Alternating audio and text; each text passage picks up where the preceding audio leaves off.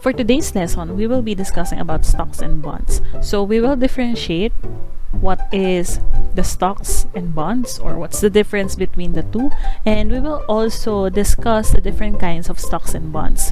So let's define first what is stock. Stocks are shares of ownership in a corporation. Once you buy or invest in a stock, you now become a part owner or a shareholder of that corporation. So remember, when you are buying stocks or shares of a company, you become now a shareholder of that corporation. So it's like you're buying part or percent of that certain company. So again, that is what we call as stocks. So we have two different kinds of stocks. First is the common stock. It is a type of stock that represents ownership on a company and is sometimes accompanied by dividends on a portion of profits. When we say dividends, so this is the money or the payment that the company gives you based on the profits that they have. So in common stocks, the dividend varies depending on the performance of the company that you have stuck with. And the other one is the preferred stock. So it is a type of stock that represents ownership in a company but does not usually come with voting rights. So if you have the common stock, you actually have voting rights. So you have say on the decisions of a company, especially if you own majority of the shares of the company. Aside from that, shareholders of this stock receive a fixed percent of dividend.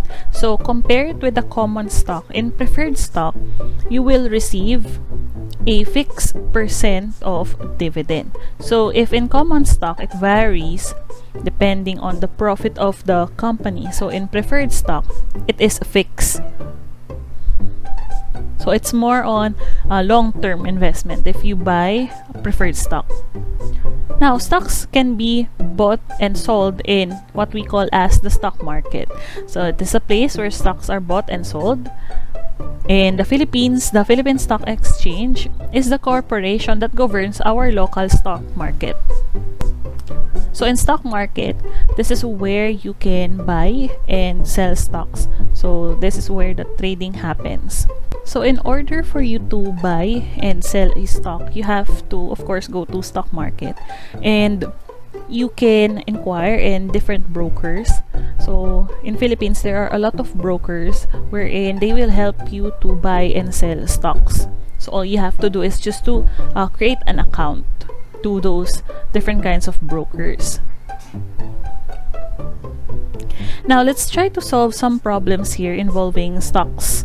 So Ernie and 4 of his siblings decided to invest different amounts of money to start a company. They invested the following amounts of money, which are as follows.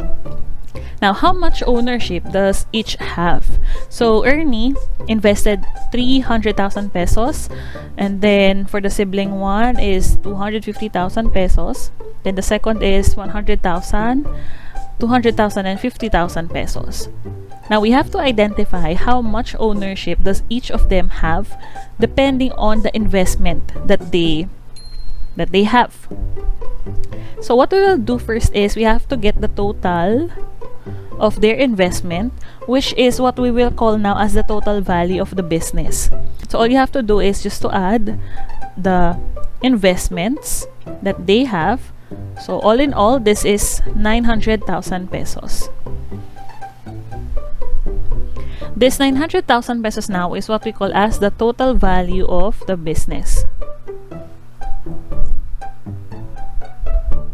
Now, to get the ownership of each of the investor, what we will do is we will be dividing their investment with the total value of the business. So to get the ownership percentage of Ernie, we have to divide 300,000 by 900,000. That will be 0.3333. And if we will convert it into percentage, that will be 33.33%. So that means, since Ernie invested 300,000 pesos, he owns 33.33% of the company or the business that they have. So we will do the same thing for the rest. Again, you divide. For the next one, it's 250,000 divided by 900,000, and then just multiply it to 100 to get the percentage. So that will be 27.78%. And then for the next one, 100,000 divided by 900,000 times 100, that will give us 11.11%.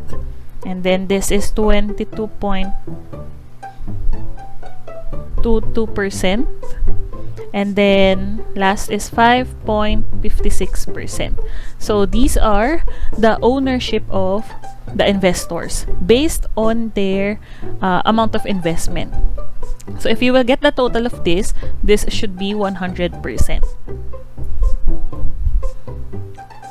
Now, what would be the cost of each share if they decide to split the business into 10,000 shares? Now, to identify the cost of each share, what we will do is, so cost of each share, what we will do is, we will divide the total value of the business by the number of shares. So remember, the total value of the business is 900,000 pesos. And we will divide it by the number of shares. So there are 10,000 shares. So we will divide it by 10,000. So 900,000 divided by 10,000, that will be 90 pesos. So that means each share of the company or of the business costs 90 pesos. So that is how you solve for the cost of each share. Now, what if we want to identify how many shares will each investor have? So what we will do is, we have to take in consideration the ownership of each investor. So this is 33.33%.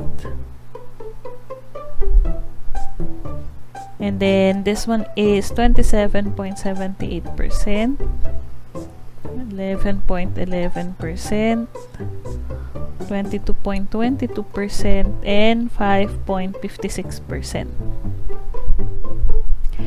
Now, if we want to identify the shares of each investor, remember there are 10,000 shares. So the total of this is 100%. This one should be 10,000 because again there are 10,000 shares. So what we will do is, we have to get the 33.33% of 10,000.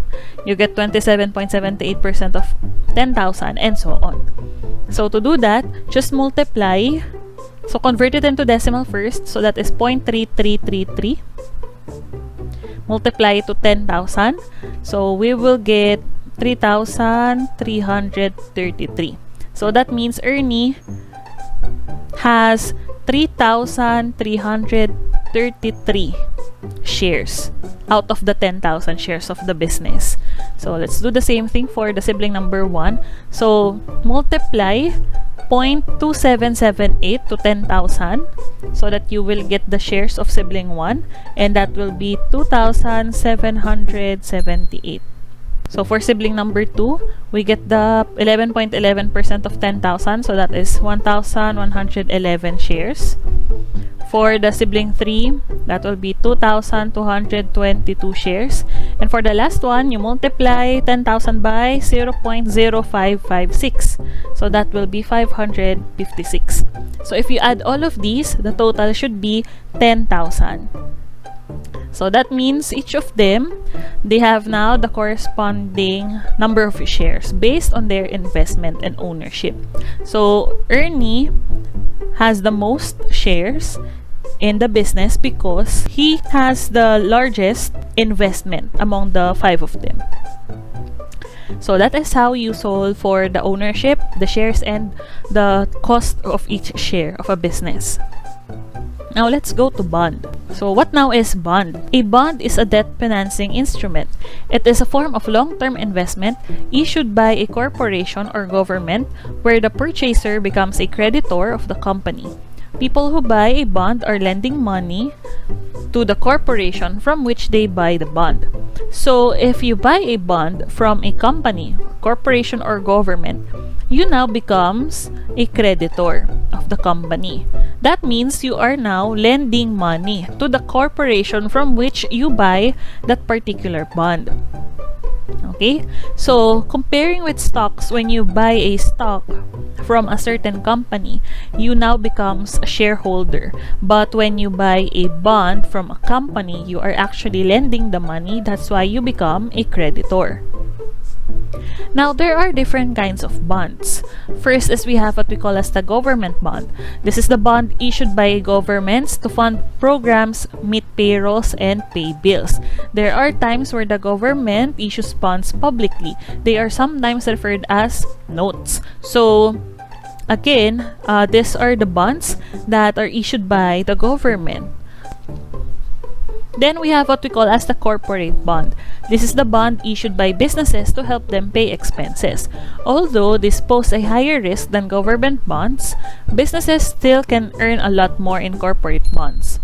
These bonds may be traded over the counter or privately between the borrower and the lender. So the only difference with the government and the corporate bond is that where the bond is coming from, or who provides the bond. So if it's a corporate bond, it can be private or can be over the counter. When we say over the counter, this can be bought through the market. And last is what we call as the mortgage bonds. It is a bond in which holders have a claim on the real estate assets put up as its collateral. So if in case you bought a mortgage bond, what will happen is that there will be a collateral. So it can be in the form of, let's say, a building or houses or any real estate assets. And if in case they were not able to pay for the loan, then you will have a part of that real estate asset. So we also have what we call as the bond market. It is a financial market in which the participants are provided with the issuance and trading of debt securities. The goal of the bond market is to provide long-term financial aid and funding for public and private projects and expenditures. So same as with the stock market, this is where you can buy and sell also your bonds. So the Bureau of Treasury is the one that is guiding or managing the bond market in the Philippines. Now, there are some of the terms that we have to remember when we are talking about bonds. First is the coupon. So coupon is a periodic interest payment that the bondholder receives from the bond's issue date until it matures. It is usually paid semi-annually. So this is like the profit that you're gaining from the bonds. Then we have what we call as the market price. So the market price of the bond is the price at which the bond is being sold. And we also have what we call as par value or face value. It is the amount printed on the face of the bond which the borrower promises to pay the bondholder on the due date. So the difference between price bond and face value. Price bond, this is the price of the bond if you're going to buy it. And then the face value, this is the amount that the borrower needs to pay you upon buying that particular stock. So we have here again, this one is price bond. This one is face value. So we can classify the purchase of bonds depending on the values of the price bond, and the face value. If in case the price bond is equal with the face value, so that means the price when you bought it is just the same as the money that the borrower will give you, that means the bond is purchased at par. That means you don't have profit, you don't have loss. Okay? Because it's just equal. So next is if the price bond is less than the face value. This means if you bought a bond at a lower price and then the company or the corporation agrees to pay you at a larger amount, then that bond is purchased at a discount. So that means you will get more profit from it.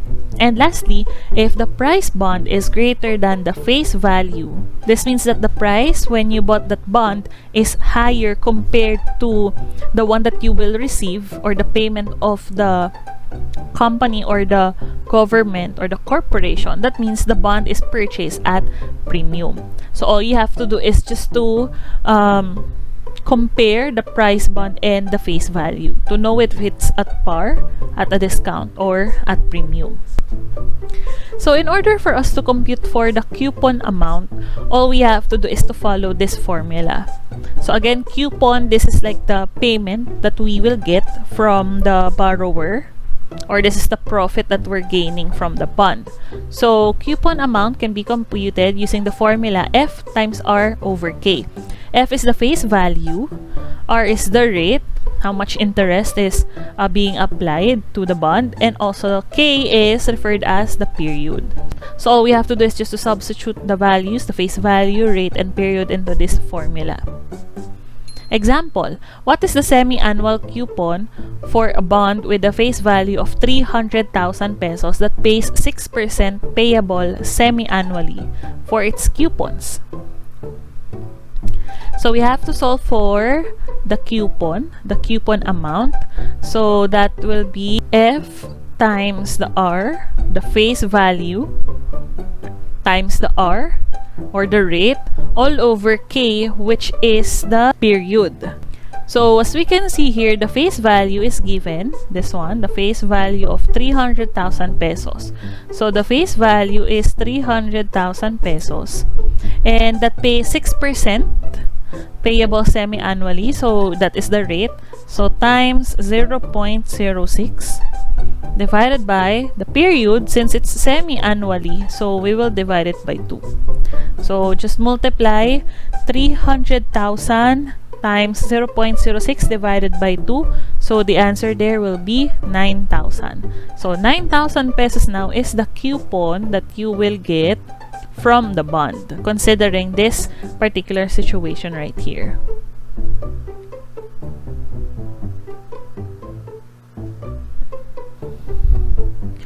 Another example. Let's say the price of a bond is 500,000 pesos, while its face value is 550,000 pesos. Describe the purchase of the bond. So we're given the price of a bond, which is 500,000 pesos. So this is the price bond, and then we have the face value, which is 550,000 pesos. So we now have to describe the purchase of the bond. Since the price bond is 500,000 pesos, you buy it at a lower price comparing to our face value. So we can say that PV is less than FB, or the price bond is less than the face value. Therefore, since this is the case, we can conclude that it is a bond purchased at a discount. So we can say that it is bond purchased at a discount since the price when you bought it is less than the face value, or the amount that the corporation is willing to pay. So it is purchased at a discount. And the last example, the price of a bond is 1,200,000 pesos, while its face value is 1 million pesos. Describe the purchase of the bond. So the price bond is 1,200,000 pesos, price of a bond, and then its face value is 1 million pesos. Obviously, the price of a bond is greater than its face value. So we can say that the bond is purchased at premium. That means the price when you bought the bond is higher compared to the amount that you will receive. So it is purchased at premium. So just to sum up everything, what's the difference between stocks and bonds? So stocks, this is when you buy a certain share of the company and you become a shareholder, and we're also getting dividends based on the profits of the company. And for bonds, when you buy bonds from the corporation or from a government, then you are now becoming a creditor, or you lend money to the corporation. You can also earn money from the bonds through the coupons. So that's it for today. I hope you learned something about stocks and bonds and what's the difference between the two, and see you next time.